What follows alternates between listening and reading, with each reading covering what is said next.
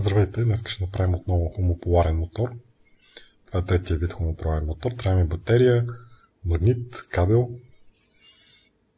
Свързвайки полусите на батерията през магнита, магнитът започва да се върти. Ако махна да няма контакт, след известно време ще спре. Ако сложа контакта, продължава да се върти. Доста лесно може да си го направите вкъщи. Ако искате да разберете как работи принципа на хомополарния мотор, гледайте видеото за хомополарния мотор, ще сложа линк тук горе. Принципът е същия, както още две демонстрации, които сме правили за хомополарния мотор. Това е. Отново спирам го и го пускам наново.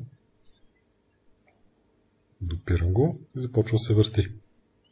Протича ток, създава магнитно поле и магнитното поле завърта